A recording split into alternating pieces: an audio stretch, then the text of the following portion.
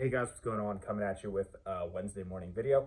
Just wanted to make a video about a follow-up on what happened with CPI yesterday. I made a video a couple days ago in regards of a prediction of what I thought it was going to be.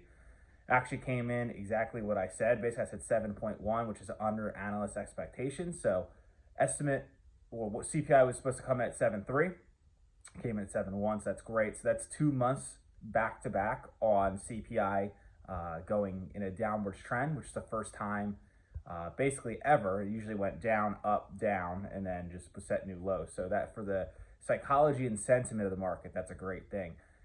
It also came in, instead of 0.3, it came in at 0.1. So the crazy part is you got to factor in, like, that's including like Black Friday, Cyber Monday. I thought we had a pretty strong November compared to December, in my opinion. Even though we're not fully through December, if those numbers are coming in way less than expected 2 months back to back, when I thought actually the economy was doing pretty good in October and November, I think it's, as a long-term investor, that's a very optimistic thing. Like I'm super optimistic about it, especially the back half of 23. I think people are really getting this all wrong. People are like, oh, we're gonna have a bad 23. Oh, the S&P is probably not gonna hit over 4,000 all next year. We're already at 4,000 right now. I think that's all wrong. I think the Fed isn't going to get to federal funds rate of 5.25 or even 5. I think they're going to stop at 4.5, 4.75. That's my opinion. I think they're going to pause and they're going to U-turn fairly quickly because inflation is coming down a lot quicker than what they think. We have two readings, but October and November of that happening. So I think everything is happening quicker than what they thought, and things are happening in the better side of what is happening. So it's kind of cool to see as a long-term investor. I'm very well positioned. I've been buying all year. So if that does happen, great. Now just say worst case, it doesn't happen, right? Just say the market U-turns, inflation gets high, Fed has to go to 6% or 5.5% or 5.25%. It's not really a big deal. I'm just stacking cash right now. So I will gladly buy my favorite stocks at a cheaper discount if that happens, because, for the long term, I know things will work out. Inflation will be under control. The last thing we need to see turn, like I was going through the CPI report, shelter's still a little hot, so we have to factor that in. But other than that, everything looked like it was on the downwards trend. We obviously know housing is going to get hammered next year. We've known this for about 6 months now at this point, but we're finally going to start to see it happen. So that's that is what it is, and that's good for inflation too. It's getting things back to realistic about levels and evaluations.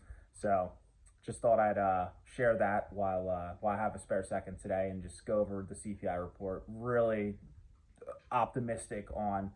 I think it couldn't have went any better, to be honest. So it's great. I guess the only way it could have been better if it had a 6 in front of it instead of a 7. But we'll definitely be there next report for sure.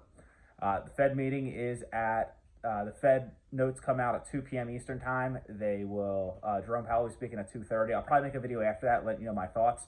I have a feeling he's going to definitely do a 50 basis point hike for sure now.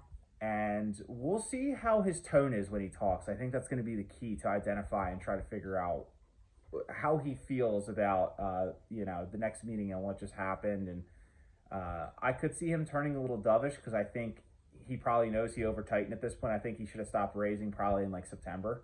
That's just my opinion because everything lags. But we'll see. Worst case, he said if he over tightens, he'll just print money. So, that's not really, that's like a Band-Aid, but I guess that's one way of doing it. So it's just going to give people, average people more economic hard times if that happens. But if you're probably watching this video, you understand finance, you understand how to, you understand how to forecast and stuff like that. And you can probably see what's coming.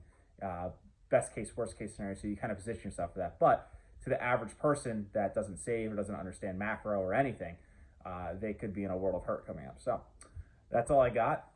Trying to get to 1,000 subs by the end of this month. So if you guys hit the subscribe button down below, it's much appreciated. I'll make a video probably tonight about the Fed meeting. And till then, later.